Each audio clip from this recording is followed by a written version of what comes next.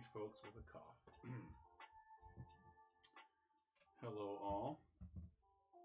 Thanks for joining me in the evening.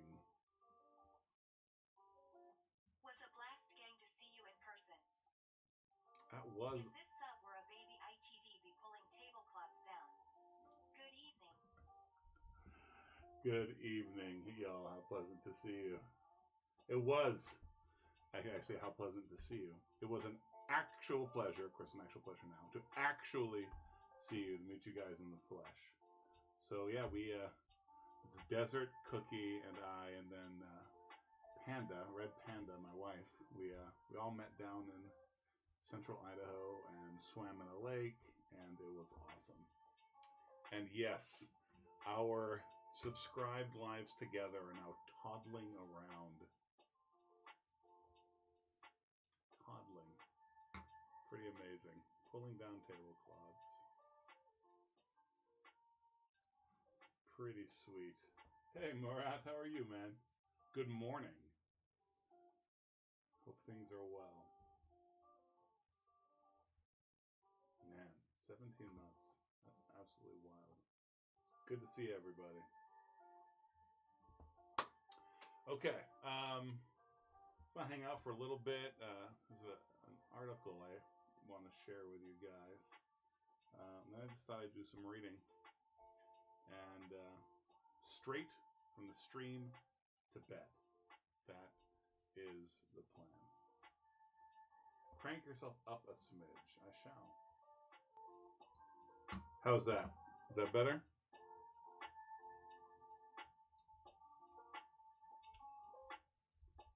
So how's the old volume now? Hello. Okay, sweet. Also, I will not say out loud, that the microphone was on the other end of the table. I will not be the one to admit that. This is pro streams all the way. All right. Time for the mango juice. Keep the throat lubricated. Did you guys get sick, Cookie and Desert, after we met? We had some sickness, but I'm pretty sure I got it from someone at work. And it's a lingering one. And with all the smoke in the area, not good for the throat. Okay. So there's this video.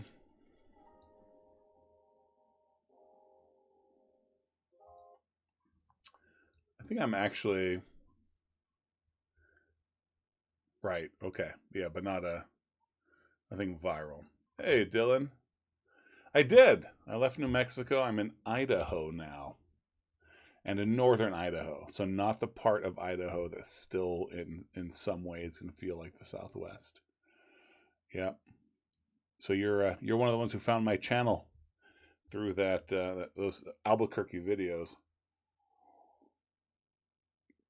There's a lot that I miss about New Mexico, but my life is here now in a small town of 30,000.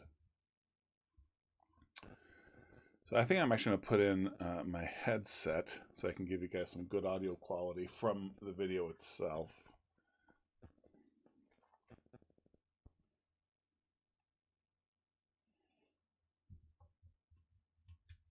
Lucas, my dude, ¿qué te pasa? What is up?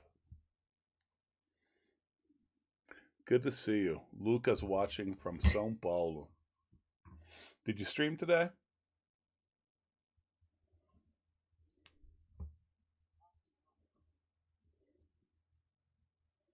Salve Razem. Eu até falei no meu Discord que os brasileiros estavam todos dormindo.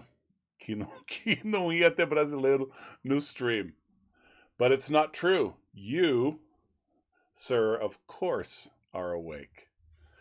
E o Lucas faz stream até às 4, 5 da madrugada, horário dele.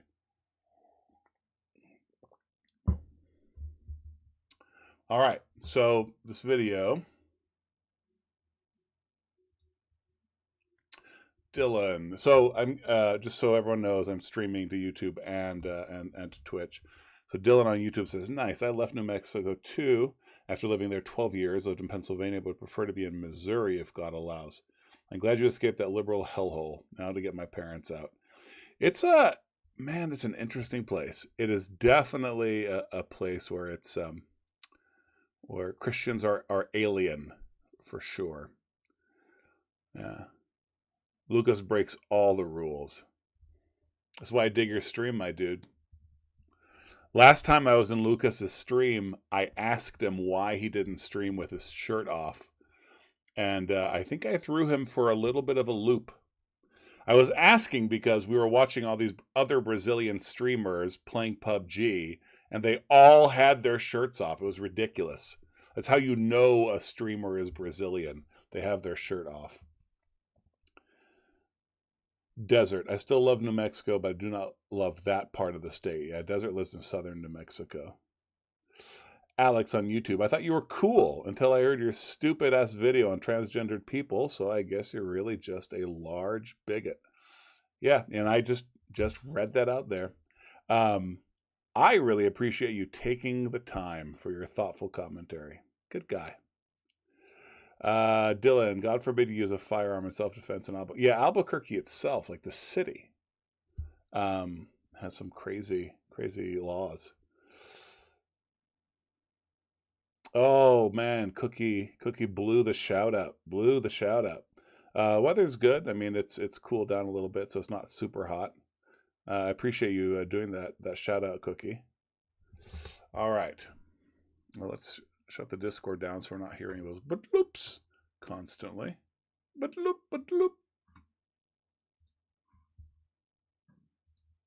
Oh, there we go.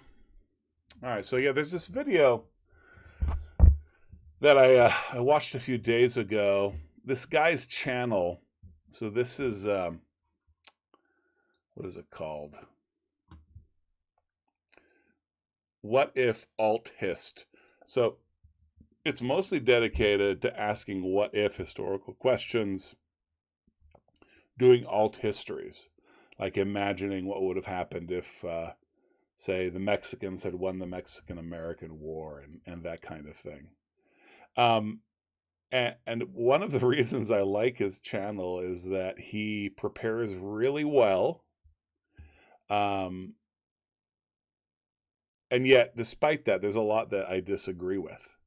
So I like that. I like that that he's creating content that's worthwhile, but that is not like echo chamber. I totally agree with. He's thoughtful. He's curious. But he has this video. How does Latin America work? I think the thumbnail says something about poverty in Latin America, and I found a lot of things interesting.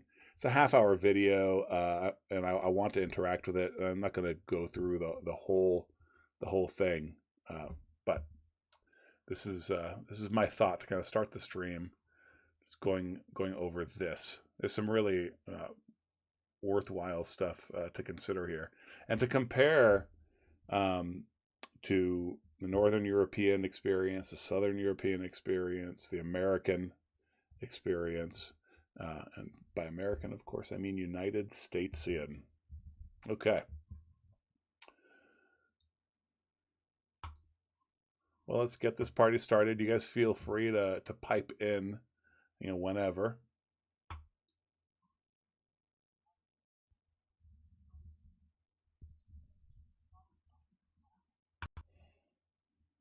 Okay, that is not playing for you guys. Let's see here. Huh.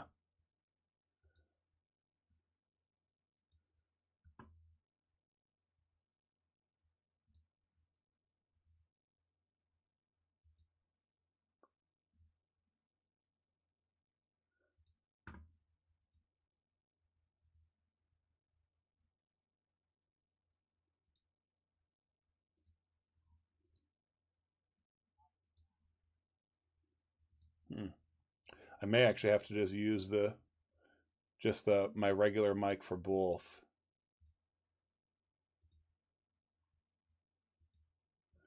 Murat, by the way, I stopped my Sacrilegious ways of putting cigarette tobacco in the pipe.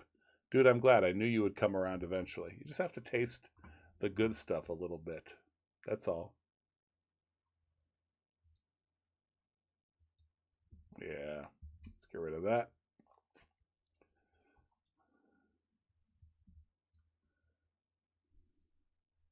We'll see. I don't think this audio is going to work particularly well. Murad, I'd love to hear what you're actually smoking, what you actually bought. Hey, Michael. Good to see you, my dude. I'm doing well. Just conversing, really, at this point. Share a little bit of this video, and I was planning on doing some reading out loud, and that's the whole plan. Had an odd day, kind of slow. Kimberly, my wife, had her first day of teaching several locals a bookmaking class where you stitch together a book and all that. Just a heads up, check Discord when you get a chance. I'm going to check now, Desert. When one of my mods says check Discord, I check Discord.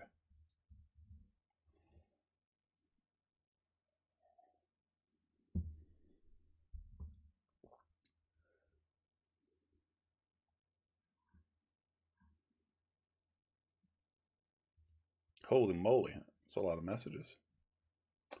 Holger Dansk, Black and B. Okay, I haven't had that. Meteor! Hi, Joff, your favorite pre-sup post-mill reform Baptist reporting in. Glad you're here. We needed that contingent of the squad to make an appearance. Oh, nice. We got our pictures from our visit with Desert and Cookie. Sweet. Thanks, my dude. Appreciate you. Those are awesome. Michael, good to hear. I have a 10 and a letter with your name on it. We'll message you in Discord. Coffee data. Okay, sweet. I like the sound of that. I read I have a 10 and I was about to bless you with good smokes, but it sounds like you might be blessing me. Meteor, just listening as I am cooking din din. That's fantastic. It's past din din time for you, though, dude. That is all the raw. All the raw. You mean all the stuff all the photos you haven't filtered or what? Latin America is one of the most forgotten, ignored. Okay, good. So you guys, I think you guys can make out the audio in this.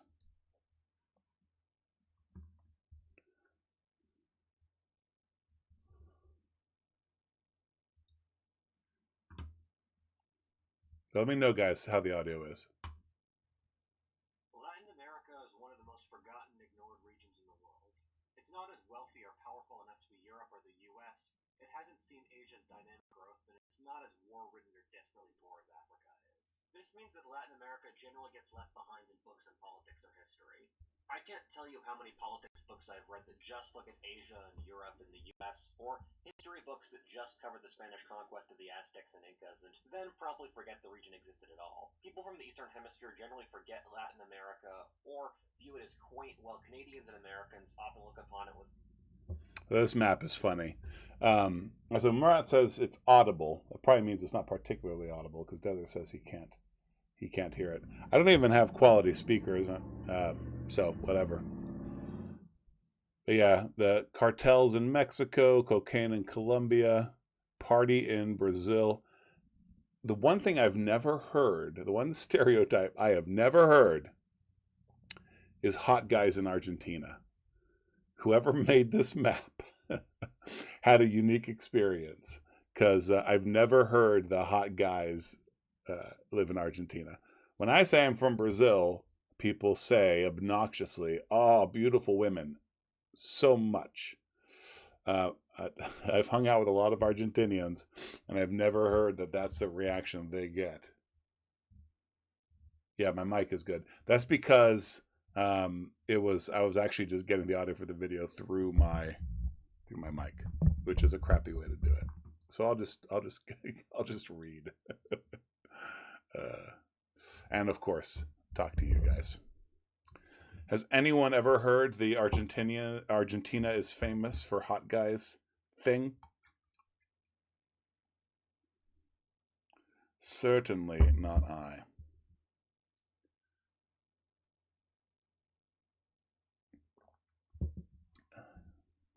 All right. This is the book. The Age of Drake. Cookie, my Colombian and Puerto Rican friends tell me that Spanish is the language of heaven. That's usually the line I got. The language of love.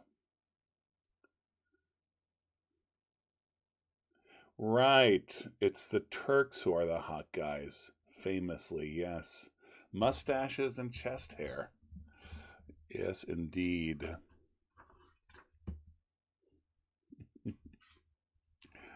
Aye. Okay. So I'm going to start with chapter 1, The Prelude to the Age. This is by James A. Williamson, of whom I know nothing about, and it's part of a series called The Pioneer Histories. Let's see if there's any information on the back about that. Nope. Okay. So the Age of Drake, chapter 1. And what I'll do is I'll read for a few minutes. You guys chat it up with each other. I'll look up. I'll talk with you guys. And that's how we'll go about it. And I appreciate your guys' company. And I hope this read aloud will have an engaging effect on those who wish to be engaged. And a calming, pacifying effect on those who wish to be calmed. It being late in the evening for most of us, even though Meteor is cooking dinner. Okay, chapter 1, The Prelude to the Age.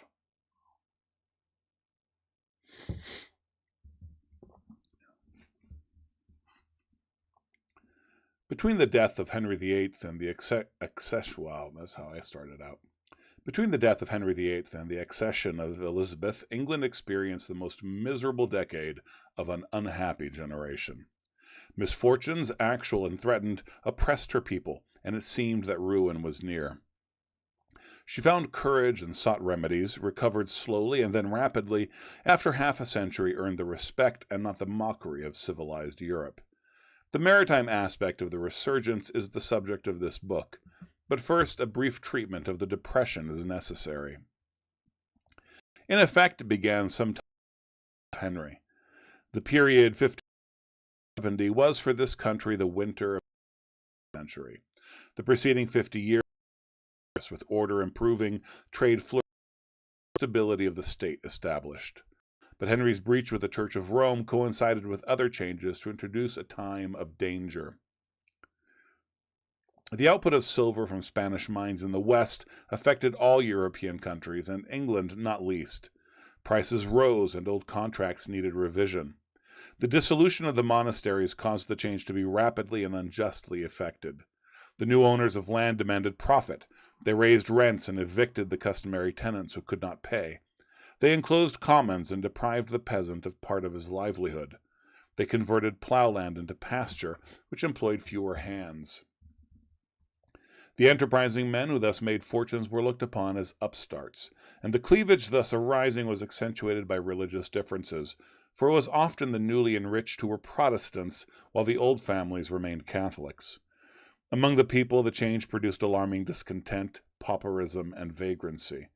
Until well on in Elizabeth's reign, the problem of the unemployed, wandering idly up and down for lack of honest entertainment, exercised the minds of reformers and moved men like Hakluyt and Raleigh to preach colonization as the remedy. War increased the economic difficulties. It seemed likely that Henry VIII's independence of Rome would need to be fought for. A religious war almost broke out in 1538-39 when Charles V and Francis I discussed the invasion of England and the restoration of papal authority. There's actually a really good series, alternate history books, imagining that had happened and that England had been conquered.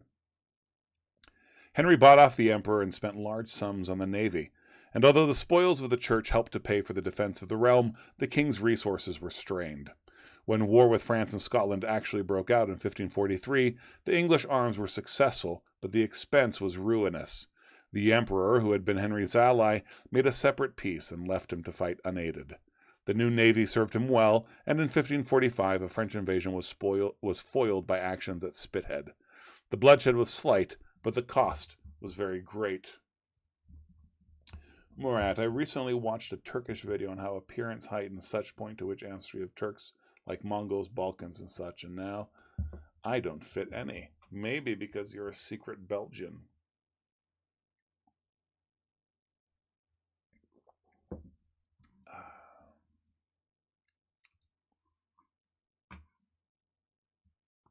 Secret Belgian is the name of my new band.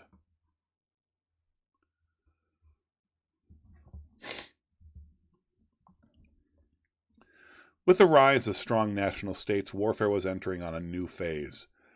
The ships of the new fleets were specially built and paid for by the state, and they were armed with costly guns and ammunition. Armies also had changed. The peasant soldier, armed with his own bow or pike and living on the countryside, was out of date. The state now had to find firearms and siege trains, and to pay heavy bills for victualling if its armies were to fight opponents similarly equipped. Henry VIII's short war of 1543-46 brought him in sight of bankruptcy and reduced him to debasing the coinage and raising loans at 10%. It was followed by other wars under Edward VI and Mary, with a steady decay of England's finances and decline of her fighting forces. Well, I find that my throat is rather strained by this. Still living that under-the-weather life, I guess. I share a lot of appearance features with Kurds, says Murat. Oh, okay. Well, the Turks are a very blended people, we'll say. I mean, you yourself alluded to that.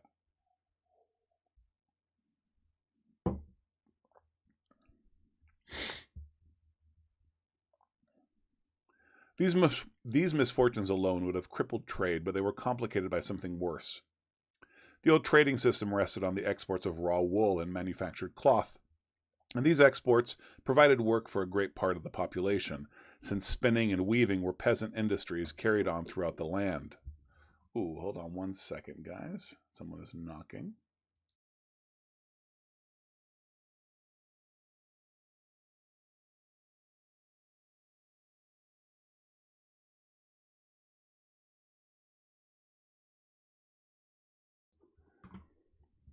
That was me leaning over for a good night smoocheroo from the daughter. All right. The principal customers for English woolens were the Netherlands and Germany and Spain. France imported little from England, for she had a cloth industry of her own. Henry VII, opening the sound policy of the Tudor period, had made alliances and commercial treaties with Spain and the Netherlands, and since they were based upon permanent interests, these agreements were enduring. For 50 years, they had ensured England's political security and economic prosperity. In due course, the two alliances became one, for in 1519 Charles V was King of Spain, sovereign of the Netherlands, the Emperor's Low Countries, and overlord of Germany and Italy. So long as England remained friendly with him, her markets were safe and her wealth increased. The defiance of Rome, in so many ways crucial in our national fortunes, produced the first rift. The emperor supported the Pope, and his Spaniards hated the new heresy. In 1538, English traders in Spain found themselves in a hostile country and were persecuted by the Inquisition. For the time, the threat passed and the dispute was patched up, but it was a warning of much that was to come. Yep, little Mara.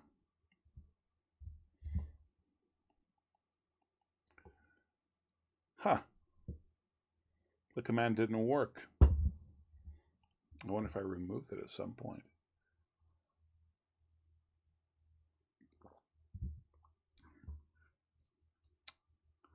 The Mara command doesn't work? Oh, there it is. Okay.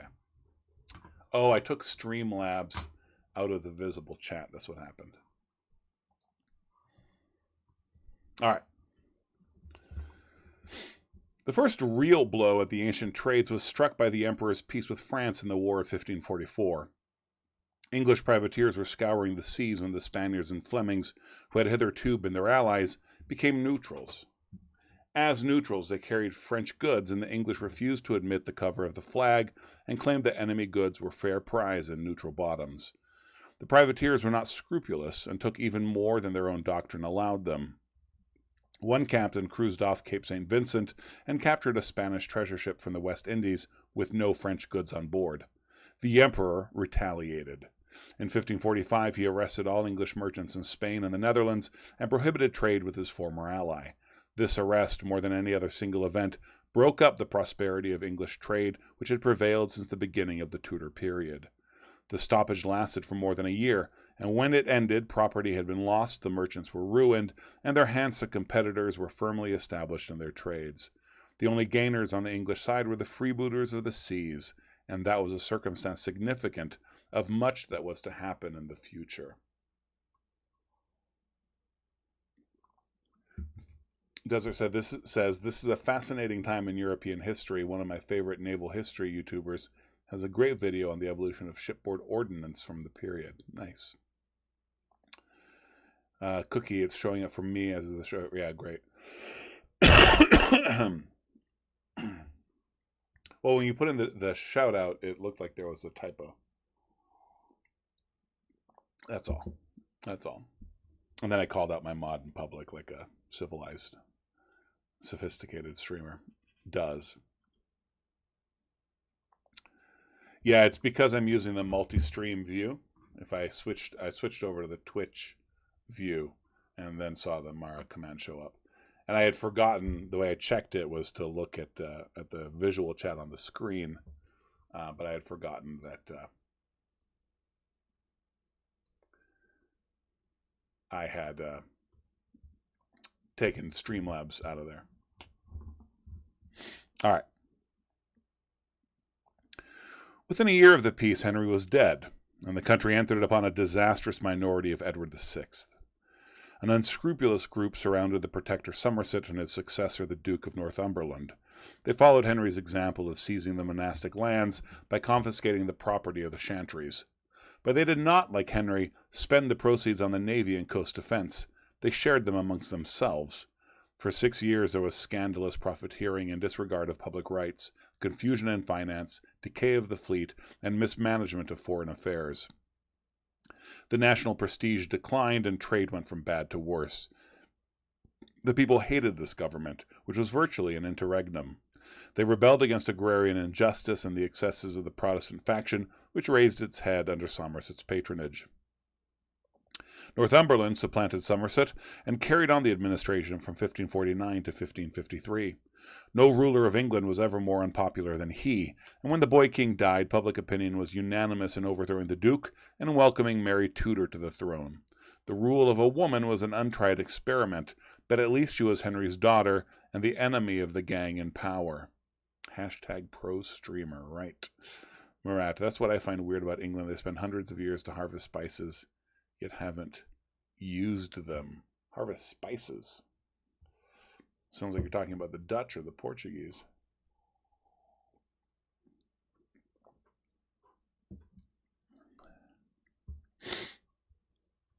The experiment was not a success. A more reputable band surrounded the throne and the plunder of public property was stayed, but little was done to initiate recovery from the Great Depression. Mary had two aims which her people disliked: to restore the Pope's jurisdiction and to marry the Emperor's son, Philip of Spain. By her religious policy, she forfeited her early popularity.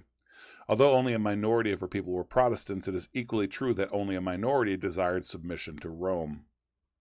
What an interesting note, the English national character, and really the non-antiquity of Roman supremacy within Catholicism. The influence of the Celtic Church, before it was taken over really by the Roman Church, before Roman modes of worship took over.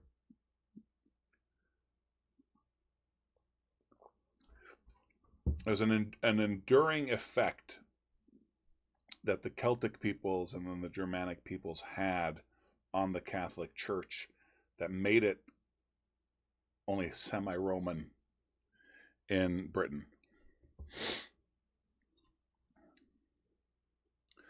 The majority liked the old forms of worship, but wished their church to be insular.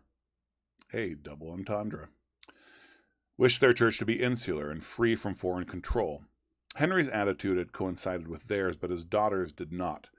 And when to restoration of the papal power she added the burning of Protestants, the victims became popular for the first time. The Spanish marriage was equally a blunder. Alliance with Spain had been valuable when conducted by Henry VII and Henry VIII, for it had been an alliance on equal terms in which England gained as much as she gave. The marriage of Mary was not an equal alliance. It made Philip, in fact, as well as in name, King of England, and it made his kingdom a pawn of the Habsburg Empire.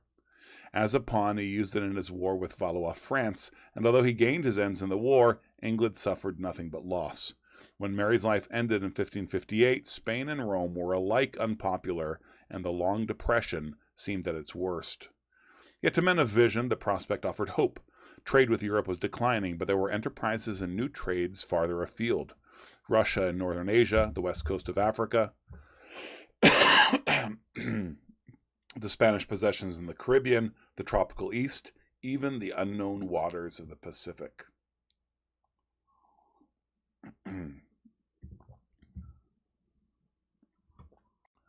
Oh, they don't use spices in their cooking, right?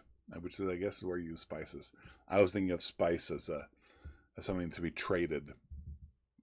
Desert. They use them just in moderation. Few on that island can handle a good chili. I think the Indian and Pakistani influence has changed some of that. Cookie that I smell a skunk. That sucks. Cookie that you see more in the Episcopal Church, as well as some influences from Greek Orthodox.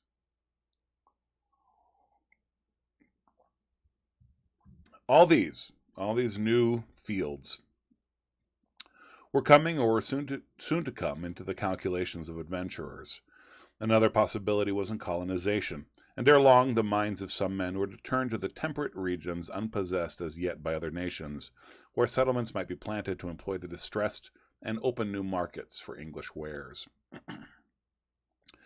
These were to be the fields of action in the coming age, but it would be wrong to suppose that the incentive was only the hope of gain. There were also moral factors. Henry VIII had been able to defeat the Pope only because there was a deep anti-clerical sentiment among the people.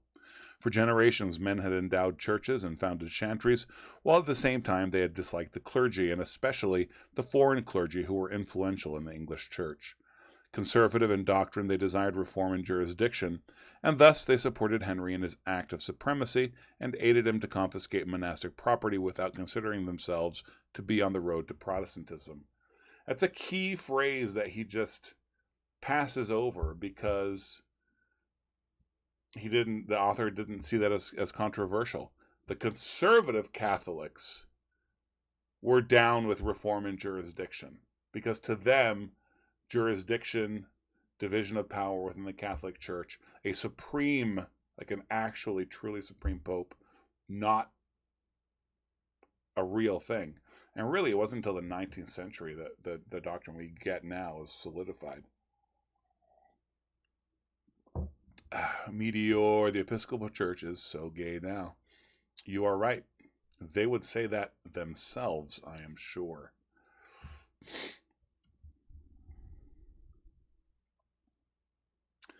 Desert. The Eastern Orthodox Church sent many of the early bishops and practically much of the Celtic Church, even when the English Church officially looked to the Pope for leadership. Right. So the Anglo-Saxons looked to Rome. What history book are you expositing right now, Joff? I got to tell you, Meteor. Some people do call me Joff, but I prefer Joffrey. And since you're hanging out, I'll just tell you. It's The Age of Drake by James A. Williamson. Yep. I actually don't know anything about the author. I'm reading it to learn and to talk about it. So I have no idea what perspective this guy is going to have. It was first published in 1938, so I expect it'll be something of modernist secular approach. I may not be able to read as long as I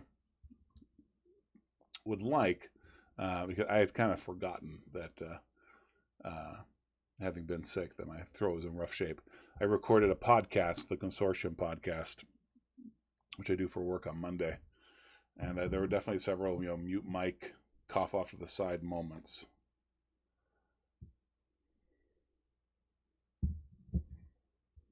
Some of us would say that, but many of us do not, said Desert.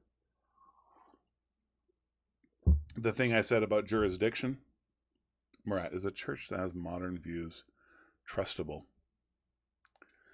Yeah, I mean, it depends on what you mean by modern. If you mean something different than what is orthodox, and no. If you mean that in being modern, it cuts itself off from tradition, from the fathers, from the creeds, then no. And obviously, if it cuts itself off from the authority of Scripture, then no. At the time, says Desert, of the dissolution,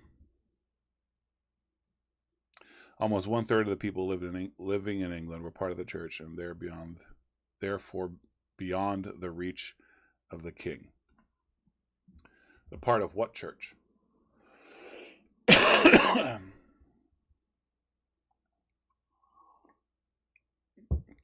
Meteor hasn't said anything since I asked him to call me Joffrey. I've lost him forever.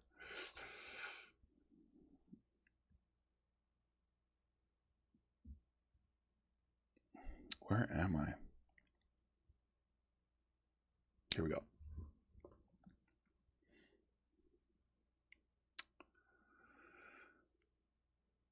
The country was shocked, and the effect was revolutionary. Joffrey, sorry to go off track, but I have a question regarding the RCC. Okay. I don't know much about the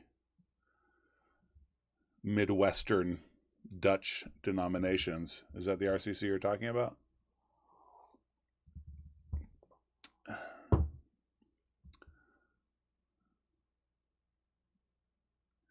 I see. 1/3 of the people living in England were part of the structure of the church. I'd like to see a citation for that. You're talking about at the time of the Reformation? Or a little before that? You're talking about the time of Henry VIII. Okay. I didn't understand the word dissolution. The way you wrote it, because at the time of dissolution. Yeah, I'd like to see a citation for that. That does not seem right. I'd love, of course, you to prove that wrong. If Pope Ratzinger was still in power, the Catholics would be better off. Yeah, I mean, the current Pope has been a bit spineless. Oh, the Roman Catholic Church.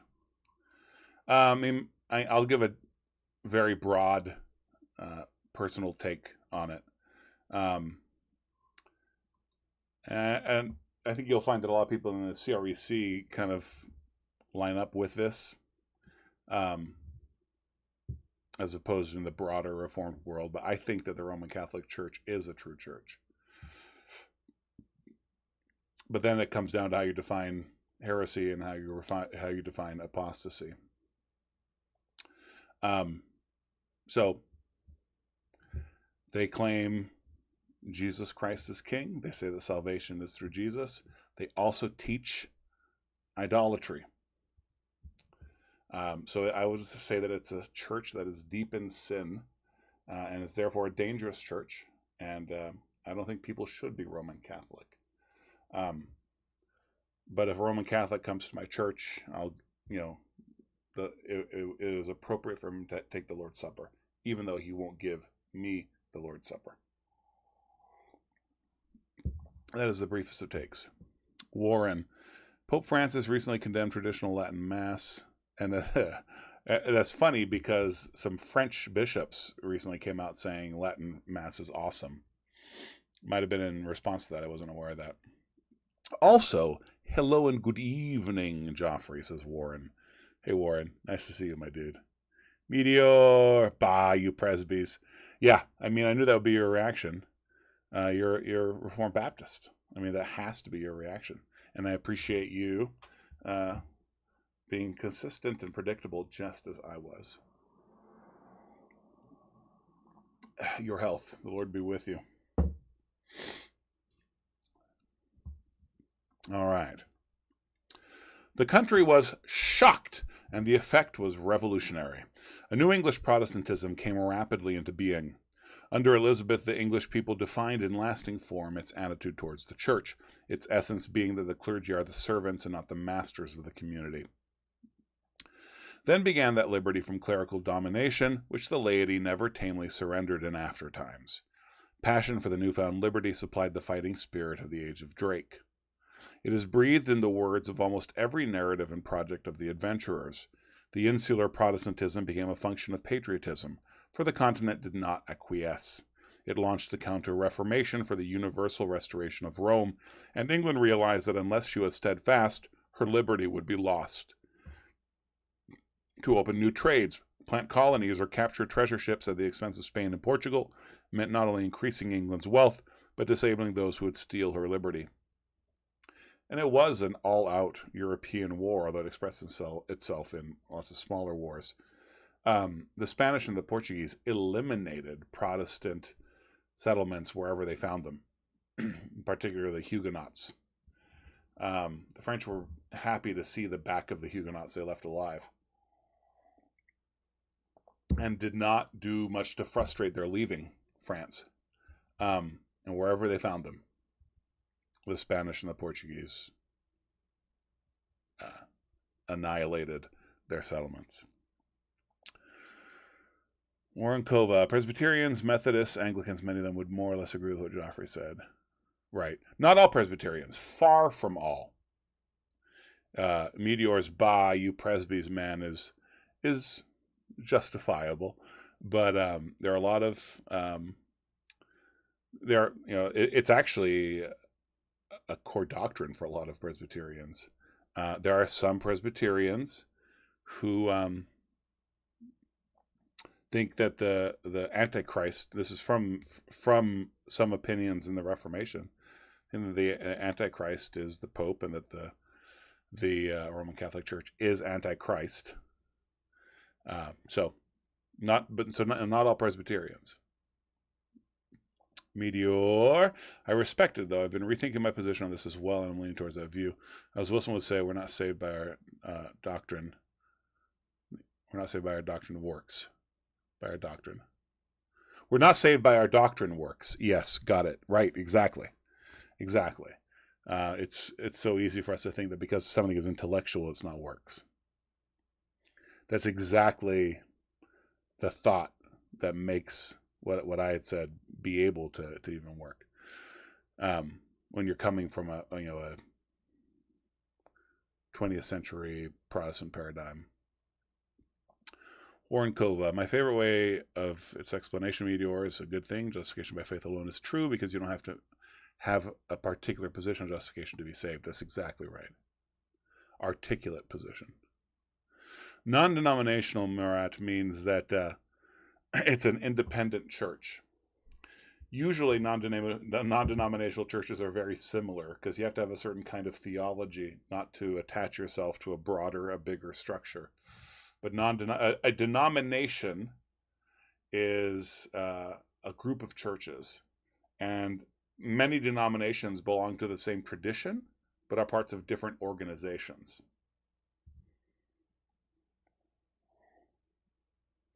One such colony of Huguenots is being excavated on the coast of South Carolina this summer. Yes, right. So Charleston actually has the only still worshiping Huguenot church in the United States. But yeah, that's right. So the Huguenots settled in Florida. They were annihilated there. They settled in South Carolina. They were raided there. But they were finally able to establish themselves in South Carolina after the English arrived there, and they were under the protection of the English at that point. Usually they're just hipster Baptists, non-denominational, says Warren Cova. Usually that's right. There are exceptions.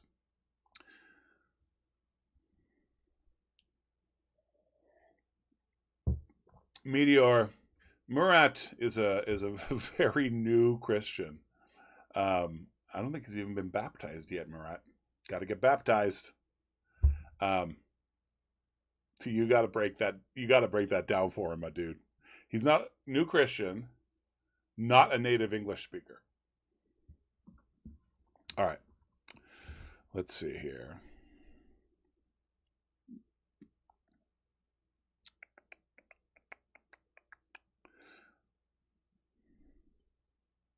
To open new trades, plant colonies, or capture treasure ships at the expense of Spain and Portugal meant not only increasing England's wealth, but disabling those who would steal her liberty. And so the adventurers sailed, happy in the belief that to enrich themselves was a righteous act.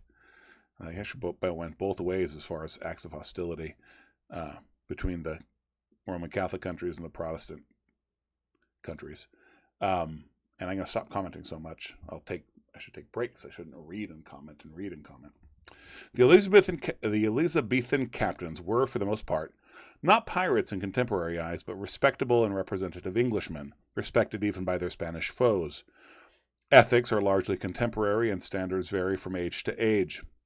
Drake and his fellows did much that would be wrong now, but even his critics did not think it wrong then, although it might be inexpedient. Prosperity, religion, and liberty were to be incentives of English action, and they were ultimately to be achieved after a struggle with Spain. It should be remembered, however, that the accession of Elizabeth did not mark the beginning of the anti-Spanish period. The turning point came 10 years later. Spain was unpopular in 1558 for having dragged England into a disastrous war. But on the death of his wife, Philip ceased to be King of England, and the act of grievance passed. It was possible for men to hope that a share in the wealth of the tropics might be peacefully gained.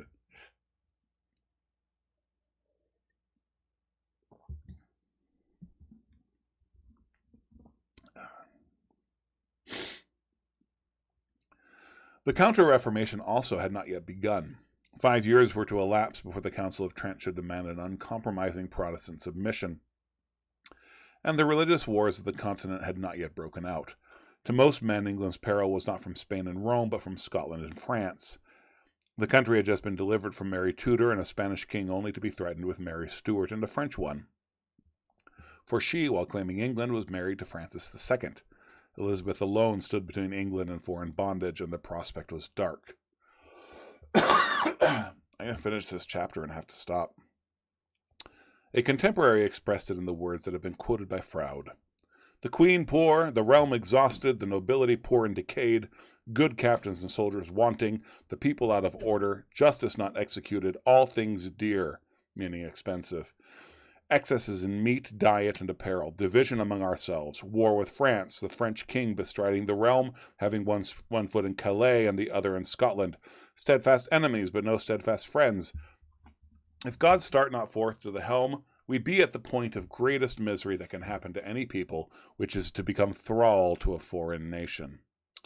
Under God, Elizabeth and William Cecil took the helm, and some pretty seamanship carried the ship of state through that preliminary foul weather. Chapter 2, First Attempts at Expansion. Warren. Murat, the regulative principle is a Christian doctrine that everything done by the church should be solely founded in the Bible, although it's often applied in very different ways. Yes. The way it's often treated is that it should be explicitly instructed in the Bible. Some apply it by saying no one is allowed to do anything that is not explicitly commanded. Right, as in you're not allowed to infer anything from the scriptures. But what is the right one? What a question. I'll give Warren some time. He'll limber up his typing fingers.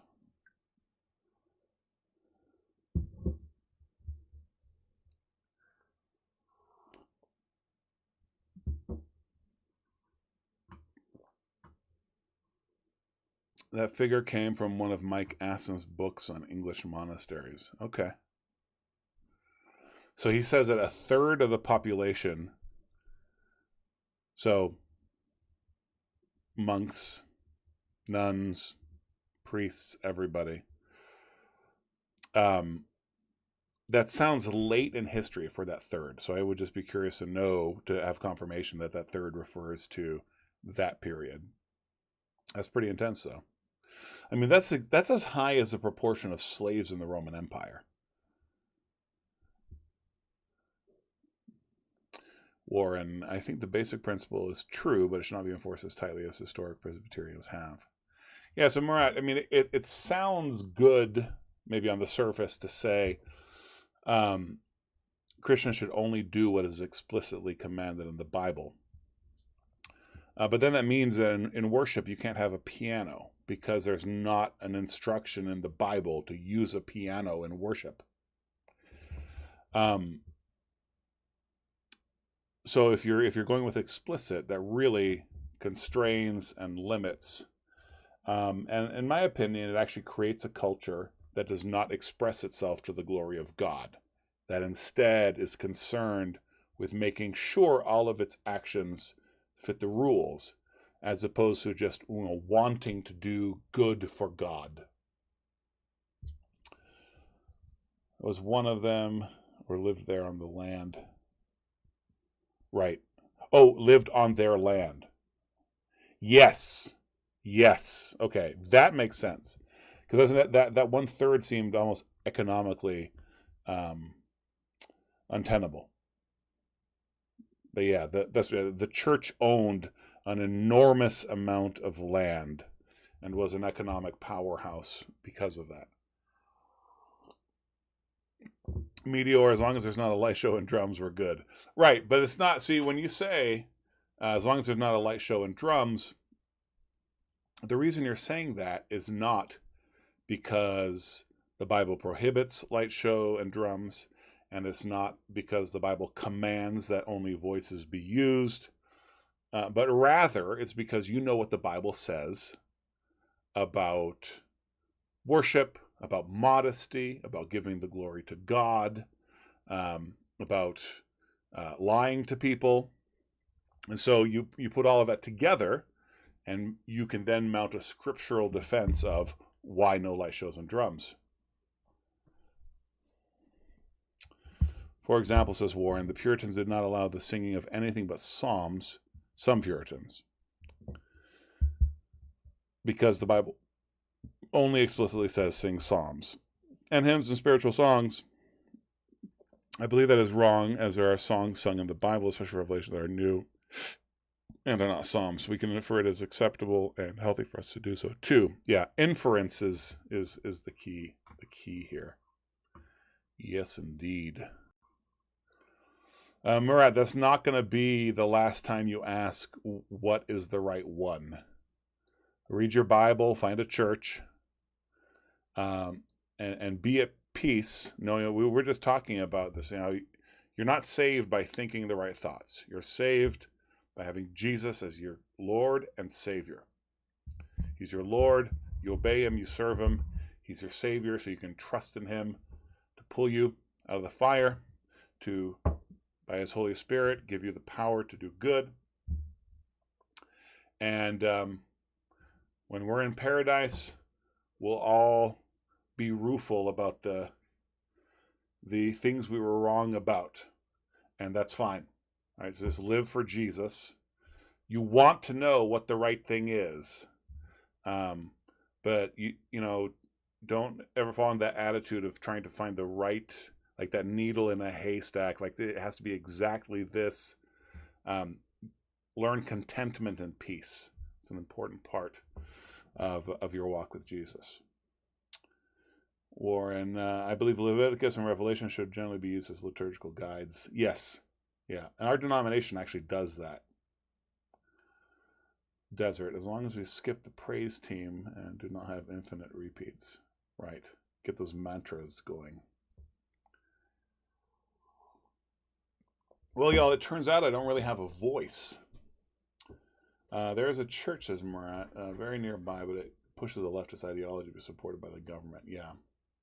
Murat, send me, in Discord, send me the name of your town, if you would, just privately.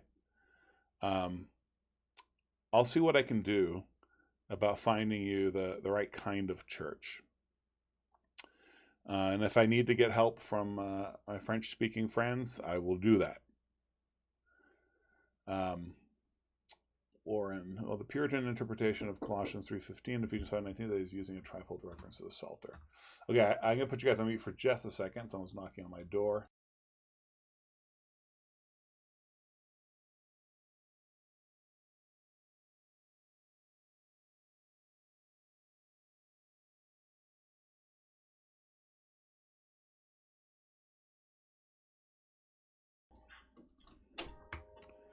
All right, y'all, I'm going to hit, my son's home from work. So I'm going to go ahead and hit the road since he's back and I can't read, I have no voice. Alas.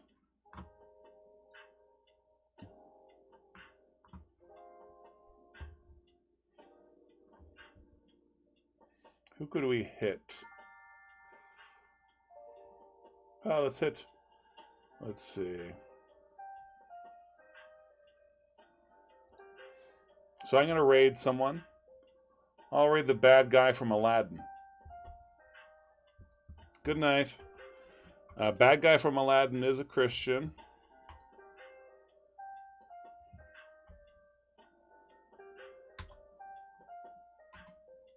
Bad guy from Aladdin. Boop, boop, boop.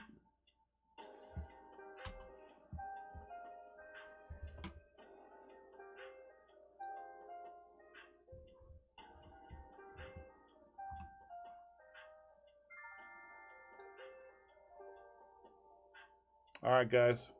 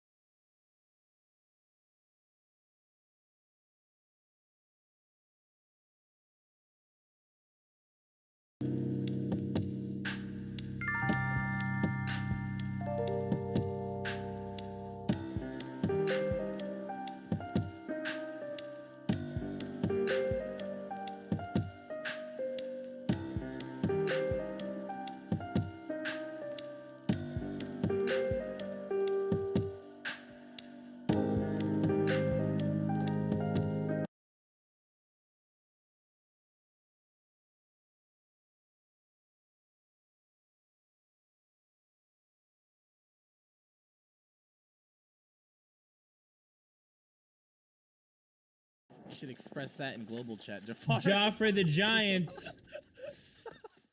I'm trying to. He's full health now. What the heck? He was like one shot.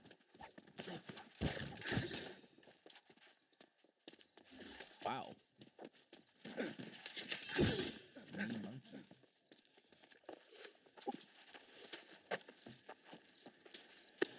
Practicing my skills.